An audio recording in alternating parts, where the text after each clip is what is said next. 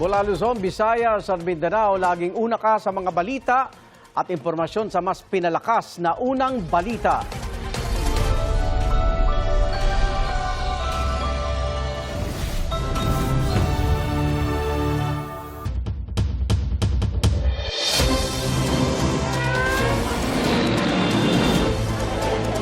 Sa kayo po ay Ito na ang mga unang balita. Humaba po ang pila ng mga pasahero sa ilang istasyon ng MRT3 dahil sa signaling issue. Mula sa Santolan Station, may unang balita live si EJ Gomez. EJ! Maris, good morning. Ito nga naranasan nahirapan ang ilang commuter sa pagbiyahe nila patungo sa kanilang mga trabaho o eskwela dahil sa aberya na naranasan sa ilang bahagi ng MRT3 ngayong umaga.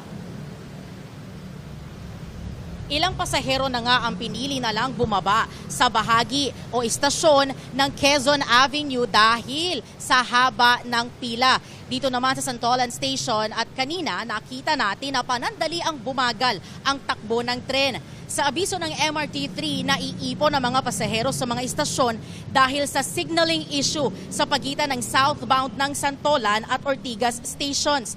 Kasunod ng automatic train protection brake activation, ipinatupad ang 40 km per hour speed restriction for safety driving mula sa istasyon ng southbound ng Santolan patungong Ortigas.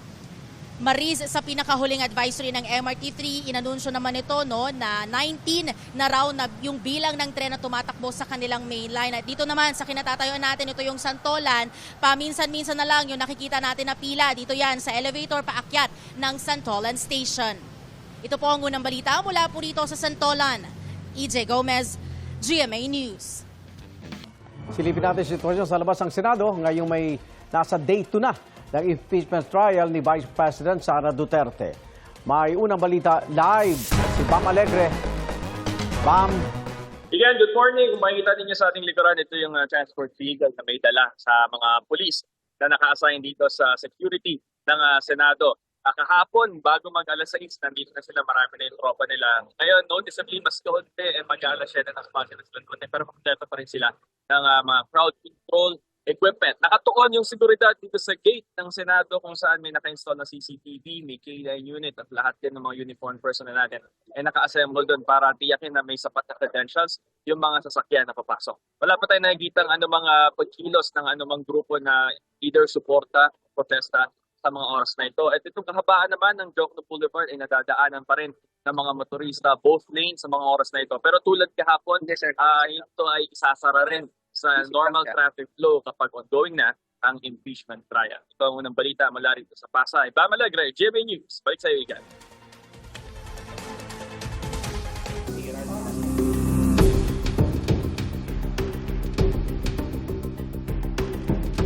Naniniwala ang bagong halal na impeachment presiding officer na si Senator Judge Chis Escudero na 16 ang kailangang boto para makonvict si Vice President Sara Duterte.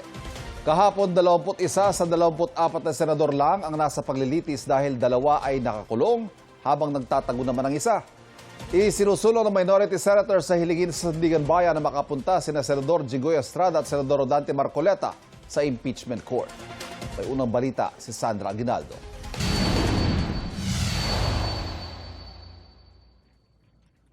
Sinimulan na ang unang beses pa lang nangyayari sa kasaysayan ang pagsalang sa paglilitis ng isang vice-presidente ng Pilipinas.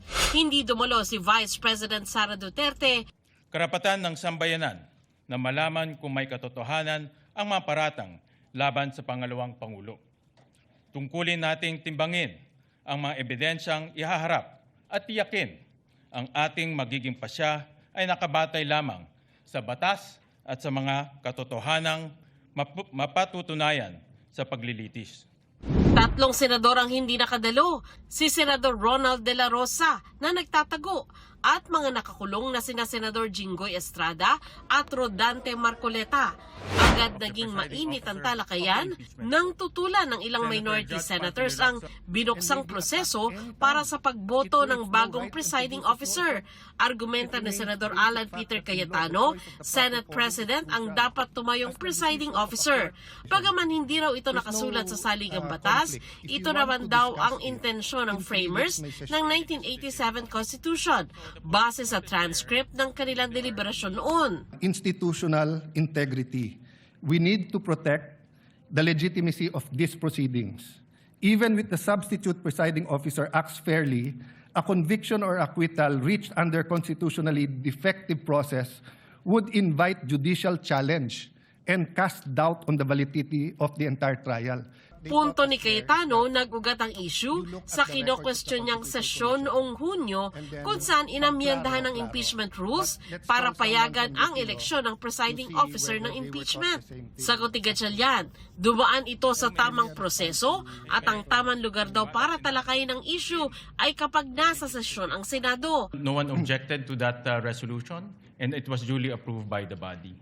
So any discussion regarding this resolution should be discussed in plenary when the Senate convenes as a legislative body. We did not follow our rules. So a rule that was passed that did not follow our rules or amendment that was passed that did not follow our rules is void. Sinigundan si Cayetano ng kanyang kapatid. We looked at what the constitutional framers said. What did they say? This is the foundation of this trial na tama yung nakaupong presiding officer. Si Senador Kiko Pangilinan, nagpuntong dinala na ni Cayetano ang usapin sa Supreme Court sa pamamagitan ng petisyong ipawalang bisa ang June 3 session. The matter is pending before the Supreme Court. There is no temporary restraining order. There was a request for a status quo ante order. It was not granted. The point of order is improper. In fact, the debate on this matter here in the impeachment court is out of order. Sa huli, nagkaroon ng botohan. Pursuant to Rule 2 of the Rules of Procedures on Impeachment Trials, as amended, I move to elect Senator Judge Francis Joseph Guevara Escudero as the presiding officer of this impeachment court. Objection, Mr. President, and may I allow to... We proceed Objection, to... Mr. President, I'm allowed to object and I'm allowed to Yes, explain you're my allowed to objection. object. You're allowed to object, but we will proceed No, Mr. with President. the division Mr. of the President, House. point. 12 senador ang bumoto kay Escudero, 8 ang tumutol, hindi bumoto si Escudero. Sa pagpapaliwanag ng kanyang pagtutol, may patama si Cayetano kay Escudero. I have information that the 20 years AMLA records of Senator Escudero and his credit cards and bank accounts were all opened up in the office of the Senate President, where members of the Blue Ribbon Committee was here. Then we're going to ask him to preside. So there's a problem with, this is my explanation. This is my explanation. To the gentleman This is from factual Taguig. error. With all due respect, your statement's already out of order. It has nothing to do with the topic on hand. No, Mr. And President. the presiding officer will strike off. It has all to do with this. Will strike off It has all to do. the I do not, statements Mr. President, pertaining to Senator Mr. Escudero. President, Dahil umiinit na ang usapan, sandaling sinuspend ang trial. Dito na umakyat sa podium si Escudero sa tabi ni Gatchalian para pamunuan ang impeachment court. Sa kanyang opening statement, may paalala si Escudero sa kapwa senator judges. This is why the trial must be guided with prudence, tempered by caution, and marked with unquestionable impartiality. We must avoid even the appearance of impropriety and observe the cold neutrality of an impartial judge at all times. May I therefore caution my fellow senator judges, the prosecutors, the respondent, and their respective counsels and witnesses to refrain from making any comments and disclosures to the public pertaining to the merits of this trial as mandated by the impeachment rules itself. Tinalakay rin ni Escudero ang issue kung ilang boto ang kailangan para makonvict ang respondent na si Vice President Duterte. The Constitution provides that no person shall be convicted without the concurrence of 2/3 of all the members of the Senate. With 24 members of the Senate, a literal interpretation of this means that conviction requires the affirmative vote of at least 16 senator judges. This is the prevailing law today. Whether we agree with it or not, we must abide by it. However, those who disagree are not without recourse, because this is without prejudice to the right of any party who holds a different view to seek judicial relief. Git Escudero, sakaling maglabas ng pasya ang Korte Suprema na iba sa kanyang sinabi, masusunod ang pasya ng Korte Suprema. I think you saw after si Senator Cayetano tried to put it on record na it's the decision of the court na 16. I don't think legally that is the case right now in the sense that it can be brought up again. It still depends na how yung trial will go on, and are there additional arrests that will be made? Are there senators who cannot participate, etc.? Ang House Panel of Prosecutors nagmosyon na basahin ang 4 na articles of impeachment at mag-enter ng tugon ni Duterte o kanyang plea na guilty or not guilty sa bawat article of impeachment. Tinutulan nito ng depensa. Sa huli, tinanggihan ng impeachment court na i-arraign si Duterte.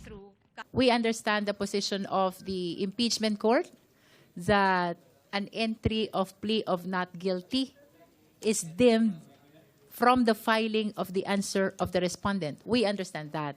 But it was our intention really to place it on record, regardless of the decision of the impeachment court, to make it more organized, to make it more responsive to the mandate of the Constitution, and to make it consistent. Tinalakay na rin ang iba pang pending na issue kaugnay sa magiging takbo ng paglilitis. Kaugnay naman sa selyadong kahong naglalaman ng tax records ni Vice President Duterte at mister na si Attorney Manasseh Carpio, nagpa siyang impeachment court na ibalik ito sa Bureau of Internal Revenue o BIR.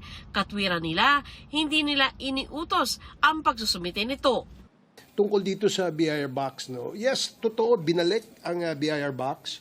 But this does not mean na nawala na yung evidentiary value nitong ebidensyang ito. Because at the proper time, ibabalik po ito. I-offer po ulit ito ng ating prosecution at hopefully the court will admit this as an evidence. So sa ngayon, ay nandyan lang yan. We will reserve our comments for when that time happens or when it actually happens. Humiling naman ang prosecution na ipasabina ang halos 10 bank managers mula sa iba't ibang bangko at branches mula Davao hanggang Metro Manila. Pinalagan ito ng depensa, bagamat ipinag-utos pa rin ng impeachment court ang mga sabina para rito. We will include all our position and as well as our objections on the request with respect to these documents. And what it would seem to the defense would be another 2.0 version of a fishing expedition. Ang minority senators naman, hindi pa rin isinusuko ang dapat anilang pagsali ni na Senador Estrada at Marcoleta sa impeachment court. Baka raw pwede itong hingin sa Sandigan Bayan. Walang nag-object sa mga senator judge mula sa mayorya. Pero para kay Senador Raffy Tulfo, pwede kung manonood lang naman sa TV.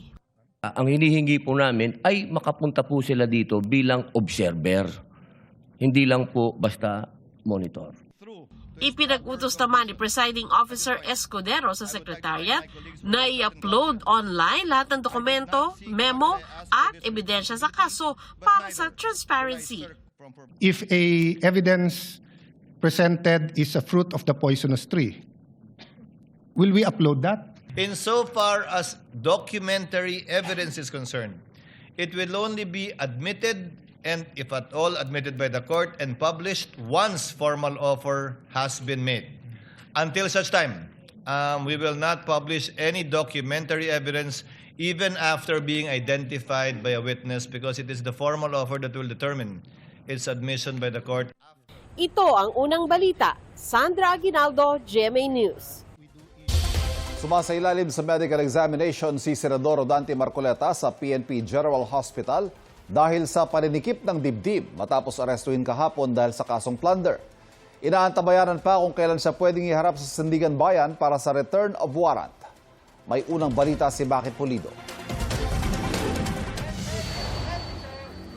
Dumating sa Sandigan Bayan si Senador Rodante Marcoleta para sa pagdinig sa inihain niyang motion to quash o pagbasura ng kasong plunder. Kasabay niya ng motion ding huwag munang mag-issue ng arrest warrant laban sa kanya.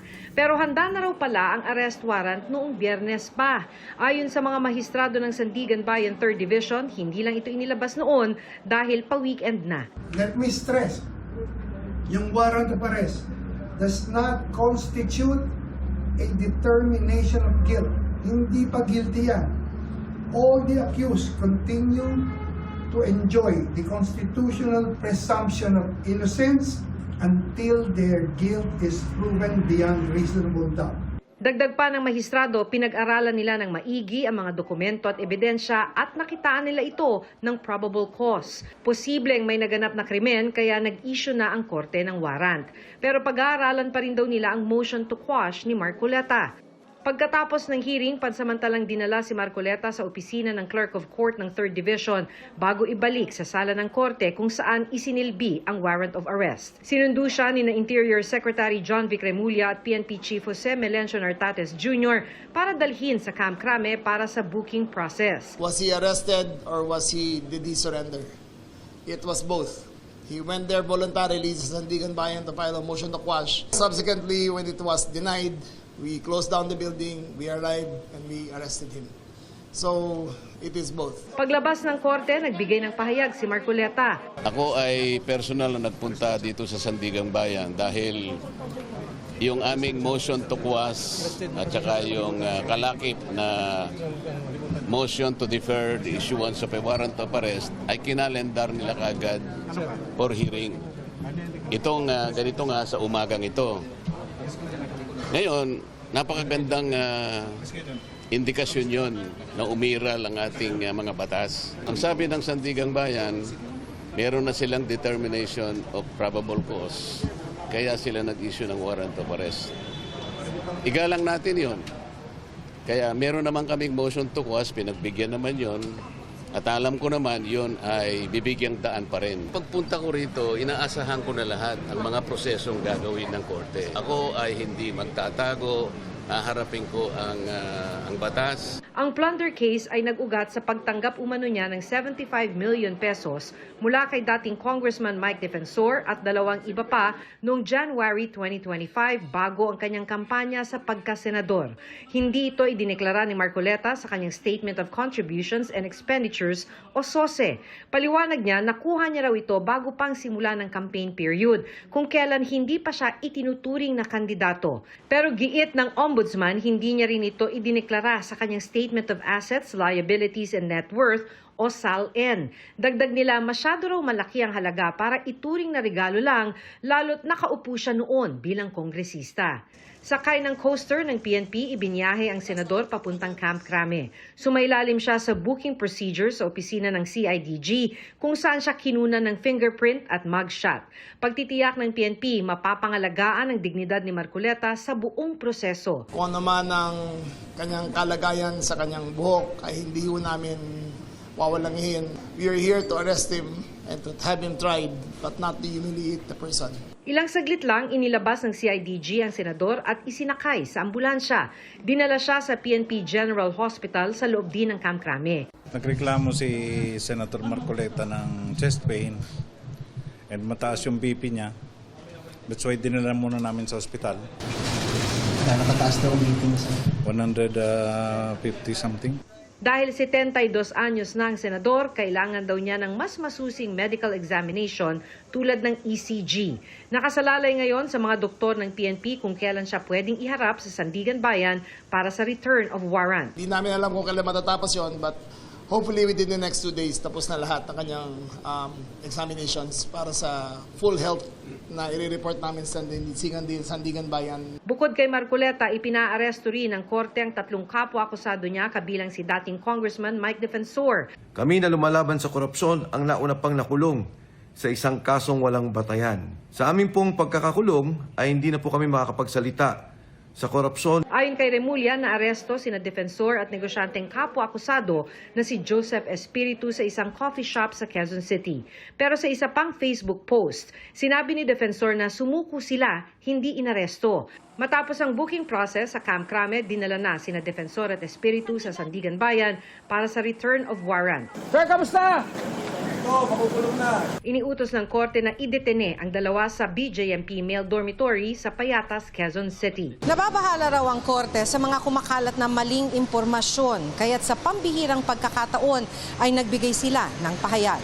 Iginiit ni Associate Justice Carl Miranda na magkakaopinyon lang ang korte sa pamamagitan ng kanilang desisyon matapos ang masusing pag-aaral sa kaso. The judiciary does not decide cases based on political affiliation, public opinion, public pressure, or the passions of the moment. Again, the judiciary, the courts decide these matters only according to our Constitution, the law and the evidence presented by the party. And its role is to ensure that no person is above the law. The court has no politics, guided only, sorry for the third time, the Constitution. Bukod sa arrest warrant, naglabas din ng hold departure order laban sa 4 na akusado. Ito ang unang balita, Maki Pulido, GMA News.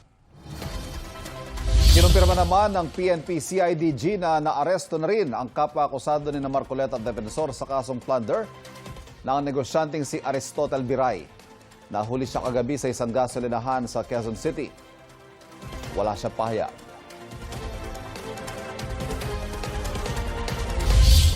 Mamayang gabi o madaling araw bukas, inaasang papasok sa Philippine Area of Responsibility ang Super Typhoon Inday ayon sa Pag-asa. Kaya naka-alerto na ang mga nakatira malapit sa coastal area sa Northern Luzon, gaya sa Pangasinan. Yan ang unang balita ni Sandy Salvacio ng GMA Regional TV. Sandy! Igan, good morning. At patuloy nga na pinag-iingat at pinaghahanda ng mga otoridad ang mga residente sa posibleng epekto ng Super Typhoon lalo na kapag pumasok ito sa Philippine Area of Responsibility. Itinali na ang bubong ng bahay ng pamilya ni Aling Elizabeth sa Barangay Bunuan Gasat, Dagupan City. Paghahanda ito sa posibleng epekto ng malakas na bagyo na inaasahang papasok sa Philippine Area of Responsibility mamaya o sa Miyerkules. Puputulin din daw ang mga sanga ng punong kahoy malapit sa kanilang bahay. Mainam daw na handa sila, lalo't malapit lang sa dagat ang kanilang bahay. Tinatali po namin yung bahay namin kasi lakas ng hangin dito eh. Pinaghandaan na rin ng lokal na pamahalaan ang magiging epekto ng bagyo. Bagamat hindi inaasahang magla-landfall ang bagyo, posible raw na maranasan ang malakas na ulan. Pag-usapin namin muna lahat and then yung plan, kasama din namin ang barangay. So yung final plan namin, we will inform the barangay. Sa monitoring ng Pag-asa, walang inaasahang direktang epekto ang malakas na bagyo sa Pangasinan. Pero palalakasin ng malakas na bagyo ang habagat na magdadala ng ulan sa probinsya. Pag nandun na sa extreme northern Luzon na yung binabantayan natin na bagyo, siyempre mag-enhance itong tinatawag natin na weather system natin na habagat. So siyempre magkakaroon tayo ng malalakas na pag-ulan. Ayon sa Pag-asa, inaasahang aabot sa 200 mm ang rainfall amount na mararanasan sa isang araw sa oras na lumakas ang habagat dahil sa bagyo.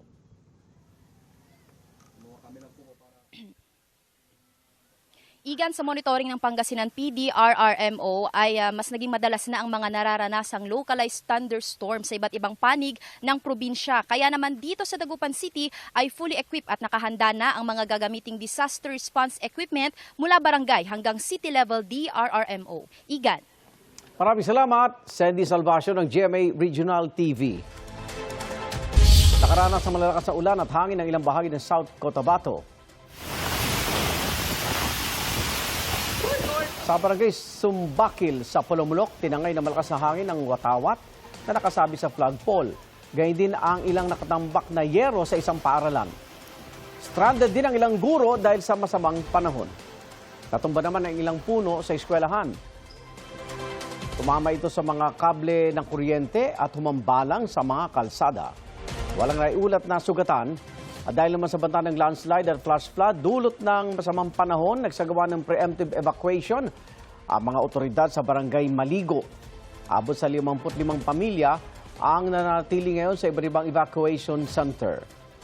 Sa bayan naman ng Tantangan, apektado ng baha ang biyahe ng mga motorista.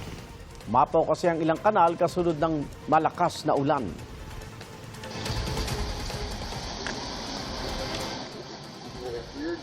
Buwis buhay namang tinawid ng isang mag-anak ang rumaragasang ilog sa Libakaw, Aklan. Dala nila ang labi ng kanilang padre de pamilya para ihatid sa punerarya at maimbalsamo. Ligtas namang nakatawid ang mag-anak. Ay sa Pag-asa, local thunderstorm ang nagpaulan sa ilang bahagi ng Visayas at Mindanao.